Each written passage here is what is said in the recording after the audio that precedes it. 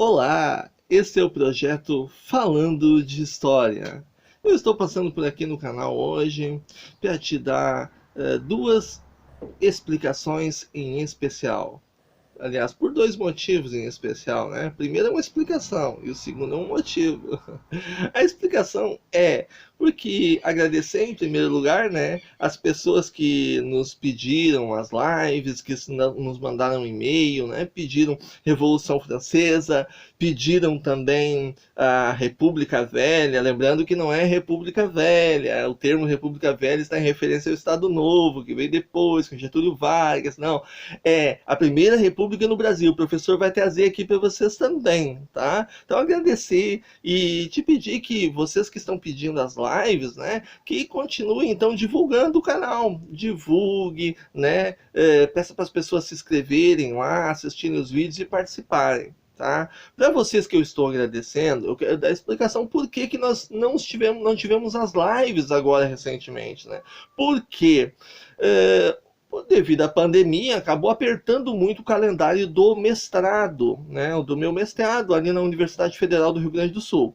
Então, o que acontece? O 2022 acabou iniciando em novembro e apertou então a quantidade de disciplinas que nós temos que fazer no primeiro e segundo semestre, né, para que depois a gente tenha um tempo livre para poder trabalhar mais em cima da pesquisa do mestrado. Então, devido a essa situação, nós acabamos não conseguindo trazer as lives, né, no último período, nos últimos tempos, né. Mas nós vamos estar trabalhando então novamente com as lives aqui, abril, maio, né, nós vamos ter um tempinho maior então para poder trabalhar contigo, participando ao vivo, né, e trazendo ali os comentários, as participações nas lives que ficam depois aqui também no canal. Então divulgue o canal lá para que as pessoas possam se inscrever, possam também dar lá sua contribuição, deixar lá o pedido de notificação para quando sair a live ao vivo a gente poder participar, né? Nós podermos estar juntos. Então esse foi o nosso primeiro motivo de estar aqui hoje com vocês, que é essa explicação e agradecimento, né? E o segundo motivo é falando de história, porque nós tivemos aí essa semana que passou, né? O 22 de abril, o que era o 22 de abril mesmo? Lembrado lá na escola lá como descobrimento do Brasil. O professor já disse que não é descobrimento, né? O termo mais correto é a chegada dos portugueses ao Brasil, pelo menos de forma oficial. Então, falando de história, nós queremos relembrar com vocês esse acontecimento que é lembrado no dia 22 de abril, até nem foi tão comemorado assim, né? Mas foi lembrado no dia 22 de abril, a chegada dos portugueses ao Brasil, porque ele tem uma certa contextualização que envolve esse momento, que é muito interessante. Então nós queremos aqui rapidamente passar com vocês nesse detalhe, o que envolve esse acontecimento, né, da chegada dos portugueses ao Brasil lá em 1500. Primeiro, considerando que nós temos o personagem principal, Portugal, né, ali na Península Ibérica, ele acabou saindo de estar junto politicamente com a Espanha, historicamente, né? Então, o que acontece? Desde 1450, 1453, com a queda de Constantinopla, acabou que a coroa portuguesa e também a Espanha e outros reinos daquele arredor, até porque a Espanha foi formada por vários reinos, né? Mas a Península Ibérica se teve dificuldade, e o miolo da Europa também, dificuldade para fazer o comércio com o Oriente, né? Porque não tinha mais aquela passagem pelo Império Bizantino e também, principalmente, pelos reinos do leste europeu. O que acontece? A navegação passou a ser algo necessário e os portugueses foram pioneiros na navegação, né? Na reorganização do seu da sua esquadra de navegação, os portugueses que construíram aí modernas caravelas, né?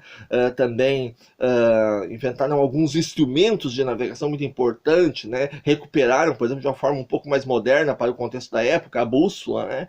Então, os portugueses, eles lançaram também a navegação numa competição muito grande com os espanhóis que vieram logo em seguida. Para quê? O grande objetivo era já que não dava para passar ali pelo Oriente, pelo leste europeu para o Oriente, para buscar as especiarias, que eram muito valiosas na época, né? Cruzar pelo sul da África, né? Cruzar o Cabo da Boa Esperança e passar pelo Oceano Atlântico, cruzar o Cabo da Boa Esperança e se jogar nos oceanos que estão lá do outro lado, o Pacífico e o Índico, era algo um tanto quanto muito difícil para o contexto da época, né? Perigoso, né? Havia muitas histórias de piratas ou de grandes monstros do mar. Por quê? Porque muitos navegadores que tentaram fazer esse processo acabaram não voltando para contar o que realmente aconteceu, né? Então, a ideia, né? O pensamento esse mitológico também, né, de monstros que saíam do meio do mar, ou também, claro, a habitação de piratas, né, que eram ladrões do mar, né, o que acontece? Eles estavam ali muito presentes. Então, era uma tarefa difícil. Portugal estava um pouco à frente já nessa parte tecnológica, então tentou fazer esse processo de cruzar várias vezes, né, o Cabo da Boa Esperança. O que acabou acontecendo? Que esse cruzamento do Cabo da Boa Esperança não teve muito sucesso, não, em várias oportunidades, né? Aí os espanhóis, né, através também de uma utilização ali de uma tecnologia talvez um pouco não tão evoluída quanto a dos portugueses, né? Um navegador italiano, Cristóvão Colombo, ele tinha uma ideia. A ideia de que talvez não cruzando o Cabo da Boa Esperança ou cruzando lá, fazendo esse contorno pelo sul da África, né? Talvez não por ali, mas ele pensava, olha a ideia absurda do cara para a época, né? Que a Terra era redonda. Então ele pensava que seguindo reto, né, em direção ao Ocidente, né, seguindo reto em direção ao Oeste, na realidade, ele poderia fazer a volta, né, no globo e chegar do outro lado nas Índias. Ideia meio doida, né? Mas ele acabou investindo nisso, né? Então, os espanhóis acabaram investindo nisso. E dessa forma, eles acabaram chegando aonde? No que estava no meio do caminho, na América. Chegaram na América. E daí isso aí já trouxe terras, né? No primeiro momento eles acharam que tinha chegado nas Índias, inclusive, né? Quando chegaram na América. Então, os espanhóis acabaram chegando na frente. Os portugueses acabaram, né, precisando investir muito nisso. O que aconteceu? Né? Várias navegações, inclusive o próprio depois Vasco da Gama ali. Essa chegada na América aqui do Cristóvão Colombo foi em 1492. O Vasco da Gama depois em 1497, 1498 e acabou conseguindo chegar, então, acabar cruzar o Cabo da Boa Esperança e chegar nas Índias. Então, o Pedro Álvares Cabral, que não era nem grande navegador, inclusive dizem que ele era da cavalaria, né? Mas ele era muito próximo do rei, então ele ficou de chefe da grande esquadra que saiu de Portugal com 13 embarcações para ir então tomar posse das Índias, né, de alguns fortes, instalar fortes das Índias e tomar posse, né, de algumas de territórios. O que aconteceu? No meio do caminho, ele se desviou para a direita. E atenção, a versão oficial de muito tempo que ele teria se perdido, né? Mas já existem registros de estudos, já existem estudos recentes de registros de presença de portugueses em terras relatadas tal qual o Pedro Vaz de Caminha descreveu a nossa terra aqui.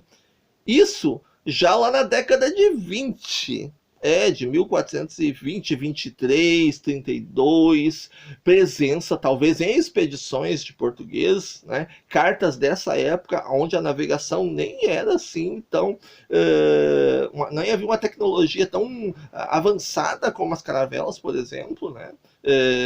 De 1500, mas relatos dessa época de talvez a presença de portugueses na costa brasileira. Então, acredita-se, talvez, que não foi um movimento de erro no meio do caminho para ele sair do pé direito, mas sim um caso, estava isso previsto nessa missão do Pedro Álvares Cabral, porque o Pedro Álvares Cabral não era um grande navegador, né? Por que ele foi nessa missão?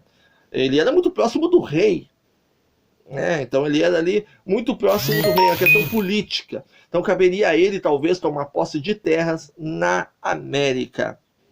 Tá? Então aconteceu que essa esquadra se desviou no meio do caminho, né? E acabou então chegando em terras brasileiras. Como eu já disse, o relato dessa chegada veio a partir da carta de Pedro Vaz de Caminha, né? Que diz como era a nossa costa, como era, né? Aqui o território brasileiro onde eles chegaram. Até porque eles, no primeiro momento, colocaram o nome de Ilha de Vera Cruz, porque acharam que era uma ilha, depois botaram Terra de Santa Cruz, e depois acabou se tornando, então, o Brasil, devido ao pau-brasil, né? Mas esse relato do Pedro Vaz de Caminha dizia, né, assim, quão diferente da cultura portuguesa eram os nativos que aqui habitavam, né? E eles, assim como os espanhóis, né, acharam que chegaram nas Índias, chamaram de índios. E na realidade o Brasil não tinha índio, tinha nativo, né? Índia era nas Índias, né? Mas tudo bem, né? Acabou ficando essa nomenclatura um tanto quanto forçada, né? Então o que que acontece? Esse relato do Pedro Vaz de Caminha, muito semelhante a relatos de presença de portugueses em tempos anteriores. Então, muitos estudos ainda estão sendo desenvolvidos com registros antigos, né, para talvez se aproximar de uma ideia de que, será que os portugueses, né, não vieram com uma missão previamente estabelecida de tomar posse dessa terra? Já que os espanhóis tinham tomado posse de uma terra aqui, por esse lado, para o oeste, no meio do caminho, né? Então fica aí a dúvida, ainda existem estudos, lembrando que, então não foi descobrimento.